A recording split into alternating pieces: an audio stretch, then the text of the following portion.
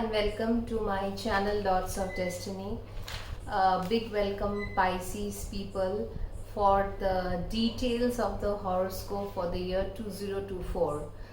Today I'll be discussing about the transits in details, and I have categorized the sectors into 4 pockets in your total horoscope for the year. One is your profession, second is your finance, third is your relationship area, fourth is your health and travel. So these are the 4 pockets that I'll be talking about regarding the transits that will be happening in the year 2024. Now, first let me talk about the bigger planets like Saturn and Jupiter and Rahu Ketu, because they stay in a sign for a longer period of time. Saturn will be still transiting your 12th house of Aquarius, and this whole year it will be first in Satabhisha and next it will be in Purva Bhadrapada Nakshatra. It will go retrograde June mid till the mid of November, approximately 130 days of retrogression. And Jupiter will be there in your second house for the beginning of the year, that is January, February, March, April, and then it will move into your third house. Third house, Jupiter will move the 1st of May 2024 and it will remain till April 2025 over there. So this is Rahu Ketu is transiting still on your Lagna. It has recently changed its sign. Rahu will be on the Lagna, Ketu will be in the 7th house, and Rahu will be transiting in Revati and Uttar Bhadrapada as it goes backwards. Ketu will transit in Chitra and then into Hasta. These are the bigger planets. So your main planets are focusing in the 12th house, 1st house, 3rd house, and the 7th house. Ketu is there. Okay, now the inner planet. Sun is an important planet for you, and Sun is making, as you know, it is always making a move every Sankranti, because it is your 6th lord. The profession or the daily life affair depends on Sun a lot. And so Sun, every Sankranti happens for Sun by the 15th, 16th of the month, or at 17th. That is the usual transit of Sun. Then comes Mars, your 9th lord. Mars is a benefic planet for you.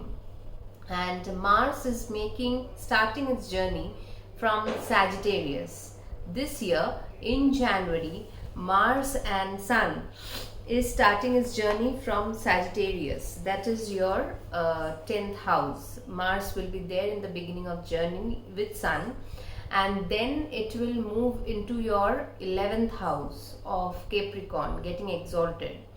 Then into your 12th house in conjunction with Saturn, then into your 1st house in conjunction with Rahu, and then it will start a new journey of Mars from the sign of Aries, as Aries is always the start of a new journey, beginning of a new journey. So Mars will start its journey in the first week of June from Aries, your 2nd house, and then it goes to the 3rd house, the 4th house, and finally to the 5th house. As it goes to the 5th house in November, it will become retrograde and debilitated over there by November, December. So this is the transit of Mars, which is an important planet for you. Now comes the transit of Mercury. Mercury this time is having 3 retrogrades all throughout the year. Mercury will have 3 retrogrades. So Mercury is also an important Kendra planet for you, being the 4th and the 7th lord. 3 times it will get retrograde on the Lagna, in the 5th house and in the 9th house. So Mercury will be transiting the Gandanta 3 times. So because see, it is the Kendra Lord and transiting the Gandanta of Pisces, Revati, Scorpio, Mula and Jeshta and Ashwini, these Gandanta, sorry, Maga and this one Aslesha. So as Mercury will keep on transiting in these Gandantas and getting retrograde over there, some knots regarding to your Dharma Trikon, the first house, the fifth house and ninth house will be cleared. That can be a big possibility regarding yourself, your progeny, your Bhagyasthan. If you are specially running a Mercury Antardasha or Pratyantar Dasha, there can be some past things coming to you, because untying of the knot is the Gandanta. Venus is not at all a good planet for you. As you know, it is the third and the eighth lord. So Venus is, though it is a pure malefic for the Pisces ascendant, it is having a smooth run this year, starting from Scorpio in the beginning of January in your ninth house and ending, it will come 360 degree up to Scorpio and it will go up to Capricorn, your 11th house, by the end of the year 2024. So these are the planets transit that is happening. Now let me tell about the professional front that you are going into in 2024. So your professional front is controlled by your own Lord Jupiter, the 10th house, the sign of Sagittarius, and your 6th Lord is Sun. So Sun, every year, as you know, its transit is same time and all. So 6th house will see some differences because of Saturn aspecting the 6th house. Otherwise nothing much is changing for your 6th Lord. But because Saturn is transiting your 12th house and it is aspecting the 6th house, so and it is a malefic drishti of Saturn, so the 6th house is your daily job affairs. You must be very careful over them, because some kind of person in the work front, a little bit up and down due to people attacking you in different areas can happen this year. It can happen because, see, why I am telling this is that your Lagna Lord is in the 2nd house in the first 4 months of the year. So Jupiter, Saturn both are aspecting the 6th house. Here it is not bad. As far as the Lagna Lord is aspecting Leo house, Saturn is also aspecting. It is in a more or less good condition. But once Jupiter makes its move from the 2nd house to the 3rd house, then there Jupiter making a move into the 3rd house in your Kama Trikon, though 3rd house is efforts and all these things, short distance travel, those things can happen, but it is not a good place for the Lagna Lord at all, and it will also not aspect the 6th house by that time. So 6th house is left only to be aspected by who? Saturn from the 12th. Some disturbances can happen, some politics, some backbiting, some some criticizing can happen, because what I'm coming to the next point is that 10th house is also the professional front. So 10th Lord, that is Jupiter, is going to the 3rd house. So one thing about Jupiter, I must say here, that 3rd house Jupiter, if it is in the natal chart or in the transit, we call it the Marana Karaka Sthan of Jupiter. Jupiter does not feel at all good in the 3rd house. Jupiter, as you know, does not do very well in 3, 6, 10, because it is the Guru, and benefic, high level of benefic, does not feel very comfortable in these areas. So put your efforts and be a little careful in the professional front, because maybe you put in effort also, that effort may not be rewarded. That is what I'm trying to say. So professional front needs to be handled carefully this year. So tread with caution, because Jupiter, as long as it is in the second house, it is giving good result. It is giving in the first 4 months, but as it goes to Taurus, it is not a very good position of Jupiter. It is not in the Kendra, it is not in the Trikon. Jupiter is not very comfortable in the third. Okay, now I come to the financial management. For the financial management, we see the second house, the 8th house and the 11th house. Now see here, finances, as I told you, Jupiter is transiting now the second house, and it will go direct by 1st of January. It should be a good time in the first 4 months of the year. Try and accumulate and save as much as you can. Though your second lord, that is Mars, in most of the transit, like to begin with Sagittarius in January, it is in good position, 10th house Mars at that time. When it goes to the 11th, the exalted Mars, good for finances. When it goes to the 12th, it is with Saturn. Saturn is already there. Be very careful about the finances.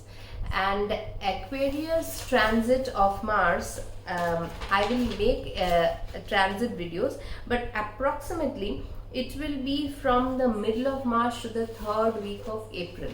So that time you have to be double cautious about your finances, because already Saturn is there in the 12th house of expenditure. Mars will be joining there, so some heavy expenditure can creep in, because it's a Shani Mangal in the 12th house. Too much of energy in the 12th.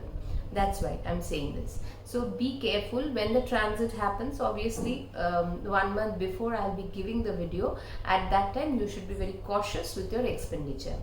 That is regarding your second house. Now your this 8th house is ruled by Venus, which is inheritances and all these things. Now Venus, because Ketu has come out of that area, you can be comfortable if you are if you want some like inheritances, something you are expecting, then I will say next year, not immediately this year, maybe 2025 will be better for that. Because immediately Jupiter and Venus will have a good transit. Venus is not having a bad transit, proper planetary run it is having this year, no retrogression, nothing. So there should not be trouble related to the 8th house for inheritances, legacies and all.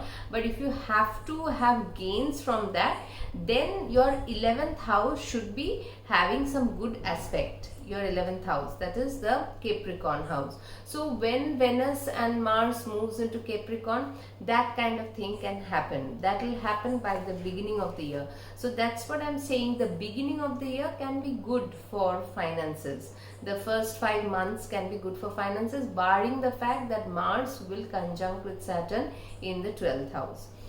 Then this is regarding your finances. So second house, as long as Jupiter is there and Mars transit is good, it should not be bad. But when Jupiter moves to 3rd and Mars goes to the 12th, though it will not happen at the same time, be cautious about the expenditure. And already Saturn is there, you have to be very cautious about your expenses, because Saturn can incur losses in the 12th house. You have to be thrifty. Main thing is that this year is not the year to open your hands and certain years are like that. We cannot do much about it. You have to save and focus on saving this year more. Obviously when Mars will comes into your second house, that is Aries, in the first week of June, that 1.5 months can be a good time. So that certain patches will be good, but I'm talking about the overall year. You have to be a bit thrifty and cautious, not lending money, because Rahu is there on the Lagna also.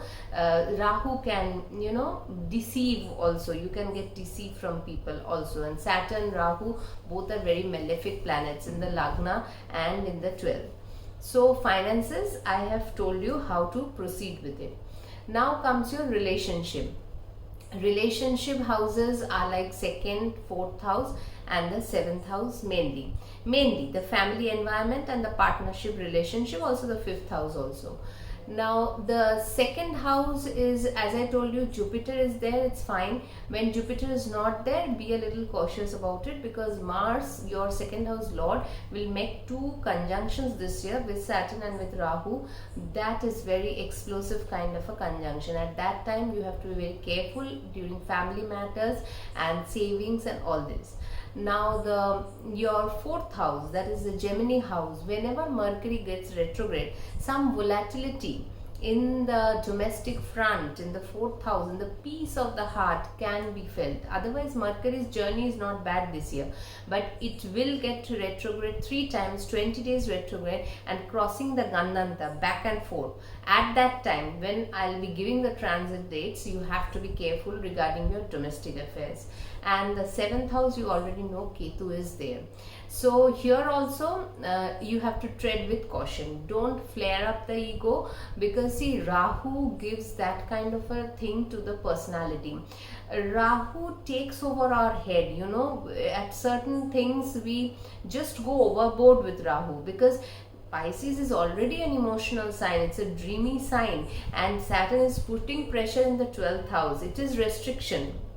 Saturn in the 12th, it restricts the imagination, it restricts the, you know, the peace of the subconscious mind is affected. You should resort to meditation, Om Namah Shivaya chanting, Mahamrityunjay mantra for your health. These things should be done at least 11 times in a day.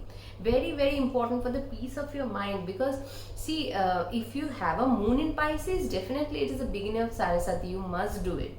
But if it's a ascendant rising also Saraswati, whenever Saturn is in the 12th house, it will creep up with certain issues, making you lonely, making you feel separated from the relationship, making you, you know, having a some kind of, because it is aspecting the second house also. You must understand that Saturn is aspecting the Aries house, your second house, your domestic, the family life. It is getting a niche drishti. And that's why you have to be more cautious of your relationship, because Ketu is also in the 7th of partnership and marriage. So see what I'm trying to say. If you are in a marriage, you have to control your ego, and be a calm chanting mantra should be done. That is very important. And if you are single and want to get married, please don't do it this year, because Jupiter is in the 3rd house. It is aspecting your 7th house, true, but Ketu is also there. If possible, you go better for next 2025. Hold on bit, because 3rd house Jupiter, I don't feel it is very good for, because it is your Lagna Lord also, and 7th house is having Ketu. If you can postpone it, if otherwise a good Muhurtam is required for the marriage, if it is inevitable, that kind of a thing. So that is the part of relationship. Now it comes to the health and the travel. Travel should happen very good this year, because see, 9th house is having the aspect of Saturn, Jupiter, Rahu.